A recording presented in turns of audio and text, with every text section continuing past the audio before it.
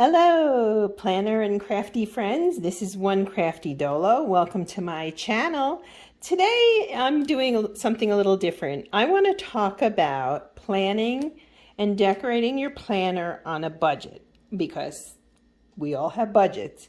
And there's, like any hobby or form of self-care, planning can add up to a bit of money. So I'm going to give you some tips and tricks and talk about ways I save money and still have fun and use creativity, color, and so forth. So part one of this is going to be talking about selecting your planner. If you're a novice or if you're not sure of your planning style. Now, let me be clear about something. I think there are people who may choose a brand or a particular style of planner and stick with it. However, sometimes things change. Sometimes, you may use something for several years in a row and then suddenly say, this isn't working for me anymore. My life's changed. I've changed. My needs have changed. Certainly this pandemic, we've all changed, right? So you may have a different opinion of what you need at any given time. With that in mind, I want to give you some ideas for purchasing planners to try to see how you like them before you invest a great deal of money. So I'm going to begin actually with a favorite of many people, Happy Planner, right? This is the planner, Happy Planner I used last year. And it's an 18-month planner. I bought it, I want to say in maybe November of last year. So it started July of 2021. I found this one on Mercari in October or November of 2021. So it already, July, August, September, October, say, had passed. I picked this up for $10. Okay, and knew the retail price was $30. So that's quite a difference, right? I found it on Mercari, and it also came with two divider bookmark type of things. So tip number one is that sometimes look in other places than you might normally look. So this was, as I said, was $10. And the extra months and weeks that I didn't use, you can redate them, you can reuse them, etc. So that's one tip, is to look in places you might not usually look. eBay, Mercari, even Poshmark, resale sites. Check websites like scrapbook.com. Go and look at coupons for the craft stores. Now, this one is one I picked up. Again, if you're interested in Happy Planner, once the 12-month planners are released, the 18-month planners are dropped in price. And I mentioned this in a video before. I don't know what I paid for this, but it was ridiculously low. It was reduced, and then I got 40% off of that. Now, again, I didn't use July and August, but I'm keeping these pages if I want to redate them, use them in some other capacity. But I like the classic vertical layout, right? And I wanted this is a 2022 dashboard planner, but I wanted to use classic vertical. So I found this.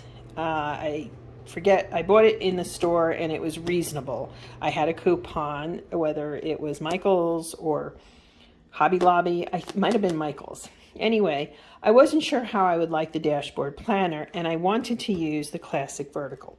So I bought this knowing I was going to add this into it. And in the planner world, we call this Franken Planning. And you can see I have 2 Januaries, 2 Februaries. And so that's working out fine. The Happy Planner comes out with a lot of releases all year long. Stickers, boxes, etc. You could end up spending quite a bit of money, or you can kind of do it the budgety way, which is how I've been doing it. Now, if you're a ring planner, there are so many options out there. I go with a lower price point at the present because I wasn't sure what I would like, if I wanted the A5 rings, or turns out I like personal size the best. These are from Carpe Diem, and as you can see, I have a number of them. Why do I have a number of them? Because the price point is generally speaking low. This one they had, it may still be on sale on their website on clearance. It was $7.50. This one I scored off of eBay or Poshmark. Ditto. I mean, I find these bargain priced all the time. I buy them without inserts, sometimes with, it just depends. But I love these because I can change them out every month to match inserts, how I'm feeling. So I subscribe to Cocoa Daisy, and I used this one for January because this kit, Confetti Wishes, was so pretty and so colorful. I felt that the black and white was a good contrast and really let the colors out. The one thing I would say is, if you're new to planning, or even if you've been planning a while, there's nothing wrong if you want to buy a Vanderspect or a more expensive planner cover, by all means. Without mentioning names, I did purchase a mid-grade planner cover from a company I like, but I wasn't thrilled with the planner. So you never know. And to get used to a size, if you had told me I was going to love personal so much, I don't know that I would have believed you, and yet I do, because I just stick this in my bag all the time. I use tote bags. So tip number one, if you're new to it, try something less expensive before you really invest a lot of money, is my first tip. Tip two, think beyond the traditional stores or the traditional websites. Look at Mercari, look at eBay, and even like scrapbook.com and so forth. Know your price points. And, you know, don't be scared to switch it up a little bit in terms of buying something that say, well, okay, well, gee, there's 6 months in here I'm not using. Well, you can redate those. There's stickers. In fact, I just ordered some from Carpe Diem, number stickers that you can redate with. So that's one way to get started planning and to plan on a budget. I mean, $10 for this. I did purchase one for the first time. I purchased this year and what I consider to be a more expensive price point, the Erin Condren A5. This is my first Erin Condren. I have used plum paper before. When I was talking in the beginning about your needs change, I will say that for years I've used this classic, whether it was plum paper, Happy Planner, this kind of 7x9 size, and I'm still using it this year. But I'm starting to like this smaller and compact size much better. And even with this, look for sales. Right now, the day I'm making this in January, they have a 22% sale on. I got this with their Black Friday 30%. So try to be aware, sign up for emails if you're going to purchase something like this. I believe this was originally like $50, which for me is a lot. I generally, as I said, go with lower price points, and then I have planner subscription. So, but that's developed over time. But this, I loved it, and I'm glad I bought it because this I'm also toting with me to work and everywhere I go. And because of my tote bags, this fits in really nicely. So that's kind of an overview of how to get into planning, how to save money, how to be a budgetista, which I love to be. And next, I'm going to bring out my supplies here, and I want to talk to you about how to, oh, my little cat is here, how to decorate your planner on a budget. Okay, planner friends, welcome to part 2 of planning and decorating on a budget. I'd like to begin by talking about some basic supplies that you can use and where to find them and how to save money as you engage in planning and so forth. So, the first thing I would suggest is purchasing these. If nothing else, get these. These are zebra Mildliners. I actually found these on Mercari. You can find them on eBay. They do sell them at craft stores. They come in different iterations. Sometimes there's fewer, there's more. I picked this one because I thought it was a nice variety. What's nice about these is they have the two tips, dual tip. One is thicker and more of a flare, and this one is nice and thin. You can use these for color coding, so they're functional, but you can also use them to decorate, draw, make boxes, lines, banners, and so forth, depending on your level of creativity. So if you don't know where to start, this is the place, right? The second thing that goes along with those, in my opinion, would be these. These are colored pencils that I picked up from Walmart. You can get them anywhere. They're great for coloring in things, marking things, drawing, decorating. I am not an artist by any means, so I don't really draw, but I do color things in. I underline, I star. So between the Mildliners and the colored pencils, you're looking about $20, $25, depending what you get them for. Both will last you a long time. They'll serve you well. And I think that's where you should begin if you're starting planning, or even if you've been planning for a while and you're like, you want to pare it back. I think one of the things from this pandemic is we're all paring back, right? Focus on what's important. Now, washi tape, I do use. Although she canceled it, I've been subscribing to Simply Gilded and her washi tape. I love it. It's a great company, great small maker, but you don't have to do that. You can find plenty of smaller sellers on Etsy, or you can buy a la carte and not have a subscription through Simply Gilded. I love Irene. I think she's got a great company, so you don't have to subscribe to get some washi tape into your planner. I also would suggest that if you're not using washi tape, any of your supplies, but particularly washi tape, if you're not using it anymore, you've used it somewhat, you've done, sell it. You can sell on eBay or sell on Mercari, and that's how I do a lot of my craft purchasing. I sell things I'm not using. Maybe I purchased and I didn't like, and then I turn around and then use that for other purchases. So that's another tip. My latest obsession, I just started this. I did a plan with me with my Erin Condren, is stenciling. I love stencils. I have a little ink still on here, but I purchased this 12-pack on Amazon. Mr. Pen and Pencil, I think was the store name. And these are great. And you can use your Mildliners or your pencils and draw boxes and banners and habit trackers in your planner. So that's another way to do it. And there's 12 pages in this particular set, from decorative to functional and so forth. Personally, this is something you're going to use again and again and again. So it's $6.99. That to me was so cost effective. Now, I did buy another planner stencil through scrapbook.com. This is Catherine Polar, and you could see boxes. I actually used this, and I used the Mildliners in my last Erin Condren plan with me, which is the first time I ever, sorry, I hit the table, first time I ever used stencils.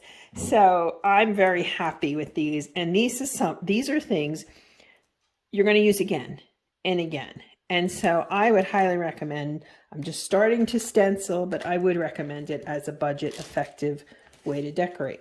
I have one decorative stencil so far, Botanical Sprigs, obviously scrapbook.com, and as you can see, I haven't used it at all. But I will be using it, and there's such a variety here, and I'll be able to reuse it. And these are also great for what it's worth. I mean, some are more planner oriented, but these are great for cards, right? Send somebody a note and decorate the paper. I mean, there's so many things you could do with these. I love them. So, number one, Mildliners and colored pencils. Number 2, washi, but be wise with your washi. Ooh, that's good. Number 3 are stencils. I think though you can go on Amazon and look through there and see what you think. I think you'll find a lot there. The next, number 4 tip for decorating on a budget, stamping. I have come to really love stamping. Now I do have clear stamps and a few stamp blocks. Personally, I've started to like the wooden ones better. Sometimes the clear ones can be a little wonky, so you have to really practice. But whether you're using clear, whether you're using blocks, these are great because you will reuse them again and again. So far, now we're in the middle of January. I've used these twice already. Once in my Erin Condren goal sheet section, right? Every month. I also created a book tracker, which is one of my favorite projects, yay, to do every year. And so I used these, well, not the numbers in that, but I did use the months. This I found at Hobby Lobby. It was reasonable and of course 40% coupon. This one and this one, Mercari, eBay, forget which is which. Actually, this one is Mercari. I just picked that up recently. I'm a tea drinker, so I'm looking forward to using them. Be sure if you're buying them used, you check the seller's ratings. Look at the item front and back carefully. You can ask for more information and don't hesitate to do that because it's your money. So you're not being difficult by asking genuine questions. And then these I picked up from Hobby Lobby, I believe it was. And I'm really happy with stamping because it's cost effective. Now, you do have to purchase ink pads to use your stamps. But again, you'll reuse them again and again. Ink pads, I do not buy used or on eBay. I generally go through an actual craft store. If I can find them at a super Walmart, I'll buy a bunch there. I also purchase them from scrapbook.com. So those are some suggestions. So 4 is stamping. 5, stickers. When I started planning, I thought I had to, I saw so many pretty layouts and I was like, oh, I'm going to buy all the things, right? And I'm going to go to Etsy and I'm going to buy this. No. Okay. Full stop. No. I ended up using some of the kits I purchased and I ended up selling a number of the kits because there's too much. And it's easy to get hooked into, oh, this one's doing this. Do you? Let's start there. And if you're doing it on a budget, as I said, I have subscribed to these. She's redoing the Simply Gilded subscription kit box. So I don't know what that's going to be, but even you can see from last month, I don't use all the stickers from every kit. Whether I love Irene, I love her company, I love her washi. I think her kits are beautiful. I mean, look at these. This is the new one. It's up to you if you want to, do that. Sometimes I use all the bows. Sometimes I use all the stickers, and sometimes I just don't. So, and I save them. I like white space in my planner. So 5 on my decorating would be stickers. Not number 1, but I put them at number 5. Just my suggestion is be careful as far as going down the rabbit hole of spending a lot of money. Now, what tools do I rely on? Okay, this is something new I just picked up. I found it used. It's one of the paper trimmers, and so you can make embellished bottoms or sides or tops. I'm going to try this out and see what I think, because I think, again, this is something I'll reuse again and again, and I look forward to using it to embellish and play with. Oh, yes, and baby wipes. If you're going to stamp, if you're going to use ink, you need these. And what's nice is these little packs, you can just, put them in your craft kit and have them. And I actually wipe my stamps off. I'm using them, going to use them on my stencils. So I think baby wipes are an essential. Now, I use a hole punch because I use a lot of journaling cards. I don't remember where this was from, but I can tell you this much. It's cost effective to use this. They're reasonable. You can also find them with shapes and so forth. I create tags, so I use these a lot for that. There's hearts, there's stars. This is just your basic, hole punch. Of course, scissors, large. These are invaluable. Don't ask me. I think Walmart. I don't know. These were great. I use these for a lot of things. And I use this Fisker's little X-Acto knife to clean things up. I don't aim for perfection, but sometimes visually I have challenges, and so my washi's off or whatever. I don't want it to look perfect. It doesn't have to look perfect, but I don't like it snaggly either. So this is for that. This is a new purchase since I have trouble sometimes with stickers. These tweezers were $5.99 from scrapbook.com.